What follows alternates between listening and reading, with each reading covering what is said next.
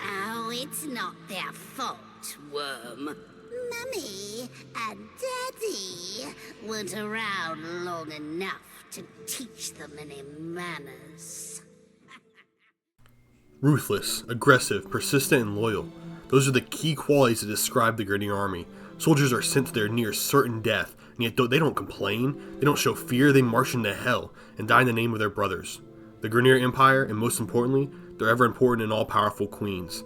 No matter the orders, no matter the suffering they must endure, whatever the Twin Queens command is a law. No, their word isn't as lowly as a law. It's the word of God to nearly every Grineer that's loyal to the Empire. Who are these mysterious queens that the Grineer treat with such high regard? Why are they willing to sacrifice everything for them? Their possessions, their freedom, their life, and even their own brothers? Why do the Grineer hold them in such high esteem when the queens treat them like dirt? Like they aren't even worth a second glance? That's what we're going to look into today. Who these mysterious queens are, and why the Grineer consider them royalty. There isn't a ton of information available on the queens, but every bit we do have is honestly incredibly interesting. Of all the villains we currently have in Warframe, the Twin Queens are honestly the only ones, in my opinion, that could have the potential to rise to levels of Ballast. Not in power, obviously, but just in plot importance and lore.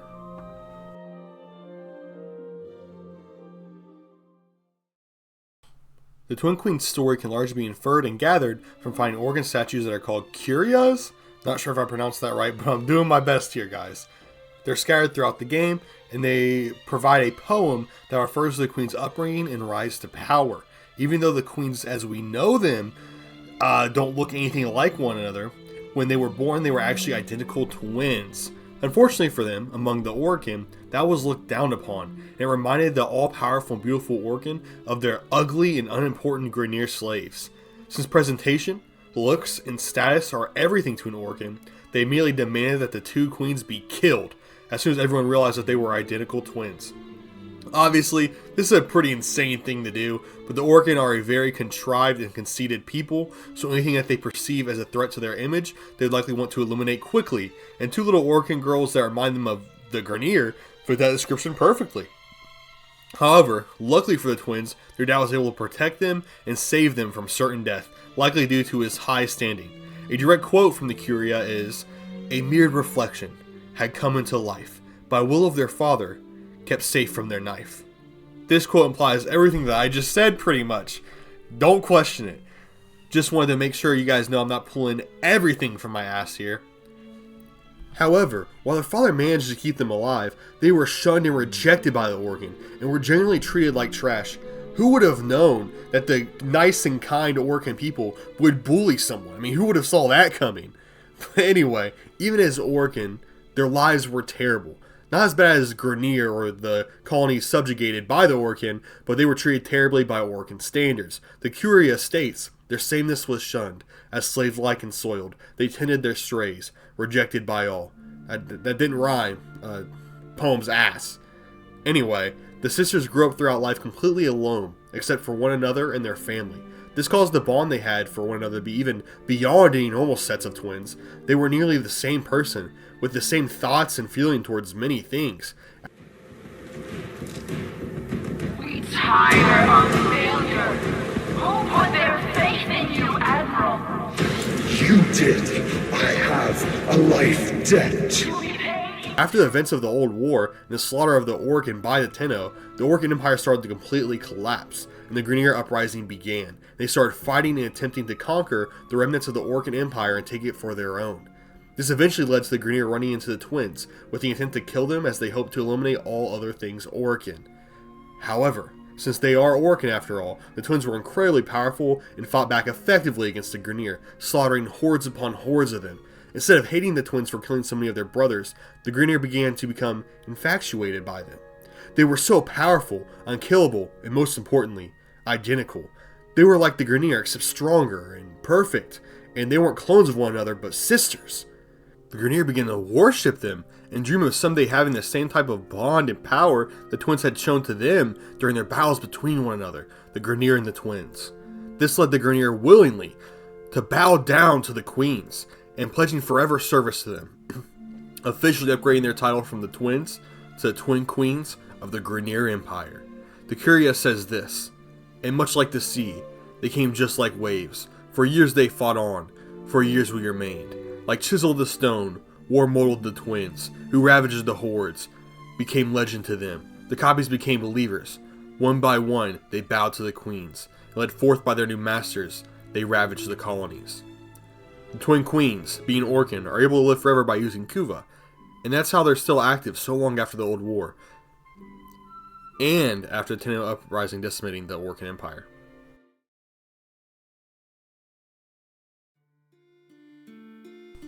Even though the Twin Queens were worshipped for their identical looks, ridiculous power, and connection as sisters, when we officially encounter them for the first time on Warframe, they look nothing alike one another. And I mean literally nothing like each other at all. This is obviously somewhat confusing since they were originally worshipped because they were identical to one another. However, this can easily be explained away by a process in which Orokin gained immortality through the usage of Kuva. Orokin would use Kuva to invade and destroy someone's conscience, and then they would use continuity to fully transfer their own mind into the host's body, leaving behind their old and frail body for a younger host. Since the queens were very, very old and have gone through lots of different Yuvins, which is what the victims of continuity are called, they were unable to resemble each other perfectly every time they did the ritual. This is a mouthful, guys. There's some complicated shit going on right now. I did my research. I don't understand it, but I did my fucking research, okay? The queen's current bodies, and the ones we see in the game, are bodies crafted by their Grineer soldiers to fit their specific qualifications. The queens, particularly the Worm Queen, seem to have a significant amount of mechanical implants on their body. For some weird reason, the queens seem to have chosen to have their current bodies created by normal Grineer techniques, which has a long list of drawbacks, instead of like using a young Ostron or member of the Corpus instead. This honestly confuses me a lot because I never understood why they seem to use Grineer cloning technology to create parts of their body. I also don't understand why their lower halves are slug-like, and they slither instead of just having legs like literally every other intelligent being in the whole galaxy. The closest thing I could guess for the Grineer clone part is that they wanted to look like the people they rule to increase their morale or make their soldiers more connected to them. Which also doesn't make a lot of sense because the part of the Grineer cloning process is branding their mind to make them as loyal to the queens as possible. So they're already kind of going to be super loyal to the queens. And on top of that, when they were Orokin, the Grineer worshipped and followed them, they also didn't look like Grineer. So I don't know, okay? I don't know. Maybe I'm missing something, maybe I'm stupid, but this really doesn't make a whole lot of sense to me. Why they look like they do does not make sense to me at all. Anyway, having the slug or snake lower halves seem almost as bad as an idea as using the Kraken on any mission ever. Sorry for mentioning the Kraken. However, a commenter was extremely irritated that I mentioned the Kraken in both of my worst weapons in the game videos, so now I have to be petty. I feel like it's important to mention the Kraken in every video moving forward. I know we've gotten a decent bit off topic when it comes to their appearance, so I'm going to go lock in. I'm going to lock in, guys, and actually describe what both of the Twin Queens look like. The Elder Queen, whose name doesn't make sense since they were both born at the same time, is larger and has a more commanding appearance. She wields a scepter and has a completely mechanical right hand. She also wears a red and black garment, which is what appears to be a large crown on her head. It almost looks like a hilt on a sword. It looks really fucking stupid if I'm being honest with you. Her face appears worn and wrinkled and is a brownish color, which is typical for Grineer soldiers. Her eyes are red, I think? But that could just be because of how the lighting and all the red in the room make them appear, so you can take that with a grain of salt. The Worm Queen, who's significantly smaller in stature than the Elder Queen, is nearly completely mechanical, with both arms being mechanical, and both of her eyes also being mechanical. And also the tails are mechanical. We also don't see her face because she's wearing a mask, similar to what the average Grineer soldier wears. She looks familiar to Jinx from the Teen Titans canon, to be completely honest. She's only if she was a deteriorating woman made mostly of metal. The designs aren't super interesting, honestly. I think they're kind of bad, but they do fit what you'd imagine the queens of the Grineers to look like. However, they absolutely do not look like what you'd expect Orokin to look like. But I already explained why that is. Anyway, let's move on to their personalities.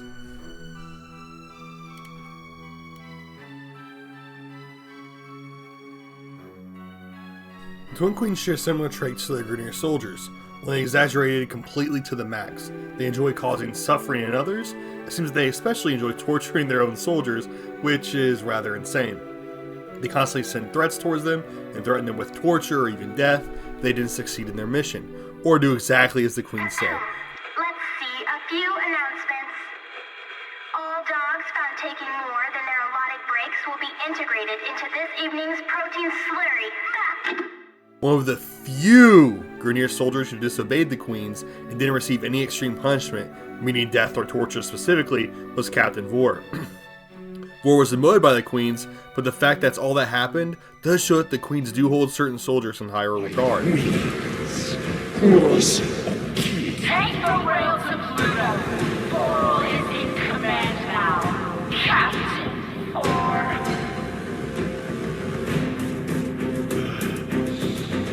You can even respect them to a certain extent, show that they don't completely hate their own army, they just like torturing them, but can still value individuals. I mean, if one of the shining examples of the queens being kind is them not ordering the death and torture of one of their captains, sort of disobeying him, that really goes to show the kind of individuals that we're dealing with here today. Not very kind ones. The queens don't even seem to care for one another a huge amount in all honesty, however. There are a few moments where the Elder Queen does show some compassion, such as when the Worm Queen gets scared of the Tenno coming after him, and the Elder Queen kind of comforts her, so there does seem to be some love there. Also, after the death of the Elder Queen, the Worm Queen becomes even crazier and attempts to revive her while also carrying around a doll of her head to talk to. Kind? You must be thinking of my sister. Where is the fair lady then? Should we deal her in? Well, she sort of lost her head the last we played. Oh? How scandalous. Another important thing to note is that the Worm Queen is considerably more insane and unhinged than the Elder Queen. It doesn't always seem completely aware of what's going on. Like when she claimed she was going to eat the Tenno, even though that might literally be the opposite of what the Elder Queen would want her to do. Basically, the tyrannical dictators, not necessarily the best people. They're like the average Orokin, except even worse.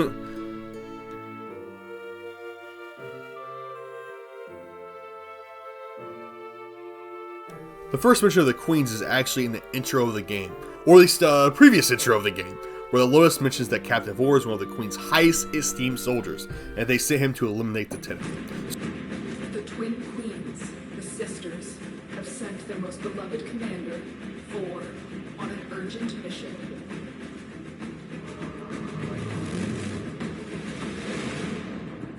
To protect the twisted crusade they have begun. To transform the scattered colonies into an empire. To see that the Tenno, hidden and asleep, will never awaken. So the threat of the queens is made apparent from the very beginning of the game. In fact, when I played through that intro, I believed the queens were going to be the ultimate enemy, the people we worked up to fight, based on how the Lotus mentioned them. Obviously that didn't turn out to be true, but the setup for them to be much more important than they actually are was absolutely there. The first time we hear the twin queens talk is during Vor's prize, where he demote him from Admiral to Captain. That really pissed him off. Anyway, that was irrelevant. They talk in complete unison, and have different voice actors from what they sound like when we actually meet them, so we can safely say that this conversation with Vor was simply recorded before they decided what to do with the queens, but we can still take it as canon since Vor was canonically demoted. Something I'm not very familiar with, Operation Eyes of Blight, was another point where the queens showed up. They showed dissatisfaction at Councillor Vahek's progress and the destruction of relays and threatened to replace them with Tower Gore. All these appearances are rather inconsequential when it comes to the lore of the queens. We really get to meet these misses during the War Within quest, where they finally get to be our primary antagonist.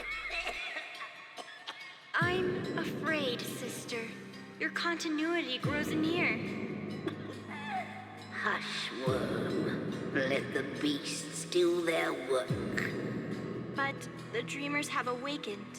They will come for us. Yes, they will. Like the answer to a prayer.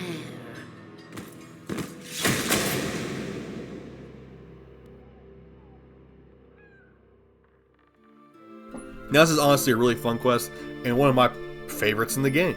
It really provides us a lot of background on the Orokin and Grineer, and a ton of important, really interesting, and fun lore. I'll give a summary of the quest here. All of the Dax, which Teshin is, are completely controlled by the Orokin, or at least any Orokin that are in possession of Kuva blood. It's unclear why, but both the conditions of being an Orokin and owning hardened Kuva blood are required to control the actions of the Dax. One without the other doesn't seem to work for whatever reason. Anyway, the Queen's command Dax to draw the Tenno to them.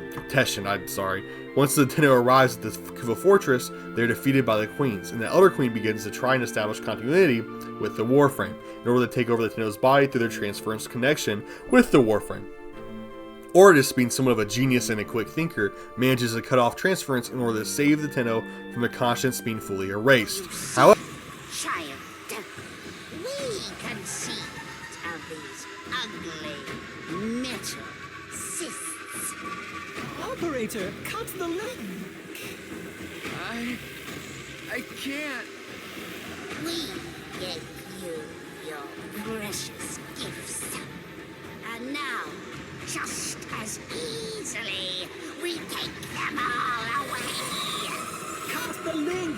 Transference overload in 5, 4, 3.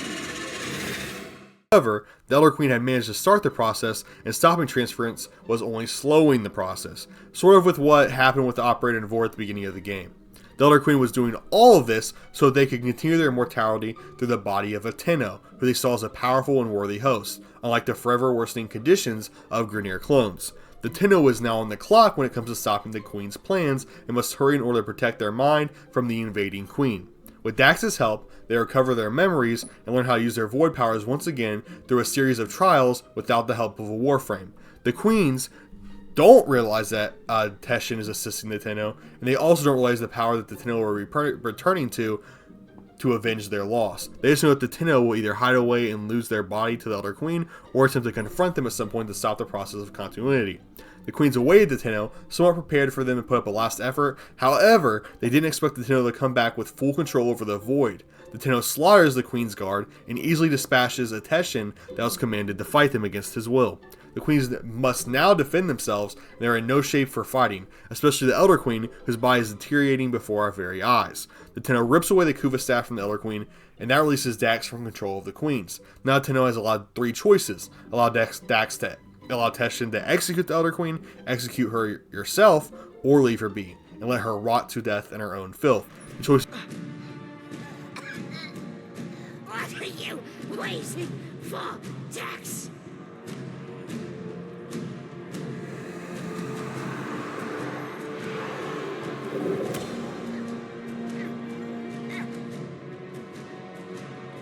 A chance to kill you. And now, I finally have him. Shall I, Tenno?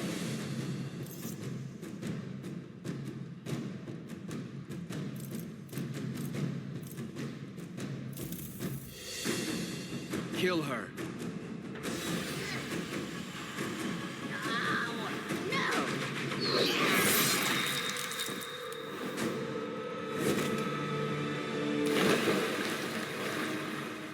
Up to you on how the Elder dies, but the ending choice is irrelevant. The Elder Queen dies no matter what.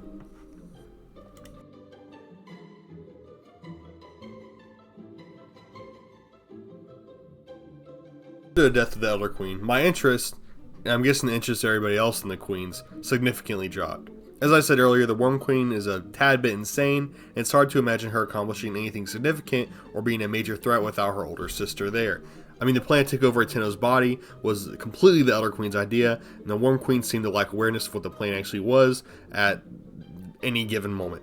After the death of the Elder Queen, the Worm Queen seemed to become even less mentally stable, and she began talking to a dummy head that represented her. She spends most of her time now attempting to find a way to bring her sister back, since because of her Orokin and Kuva using background, she technically isn't completely dead yet, and it will take a significant amount of time for the Elder Queen to not be revivable. That's likely why the Worm Queen is attempting to gather so much Kuva after the death of the Elder. Also, sorry for saying Elder and Worm so much, we just don't know their actual names, and it's unlikely that any Grineer do either. Hell, they even could have forgotten their own names after all of this time. After the War Within, there really isn't a ton of relevant lore about the Twin Queens. The Worm Queen goes on to create Kuva Lix and invade the Zarimon when it reappears. However, her role in that story is insignificant.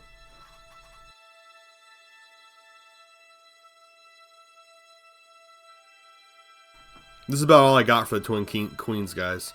I think they're two of the more interesting villains in Warframe, and obviously play a huge role in events around the Origin system, even if their influence isn't always readily apparent. I thought the War Within was one of the better quests that Warframe offered, and provided a ton of insight about things we had no clue about before. I also think the Twin Queens have a lot of potential to be relevant again in the future. Perhaps Worm Queen finds a way to revive her sister, they once again attempt to hunt down a nice Tenno body to use. But yeah, that's pretty much all I have to say. Hope you guys enjoyed the video, and thank you guys so much for the support.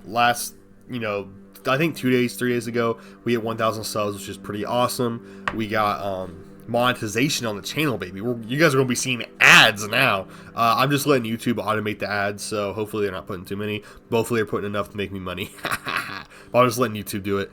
Thank you guys so much for the support. It's pretty awesome we've got here. It's awesome, cool stuff. I don't know what to say. I just appreciate it, guys. But thank you guys so much for watching. I hope you enjoyed the video. If you watched all the way through, you're a fucking real one. Leave a comment. Let me know what you think about the Twin Queens. If you think they're important, if they suck, if you like the video, if you hate the video. I don't know. Just comment. But thank you guys. Stay blessed, stay happy, and hope to see you guys in the next one.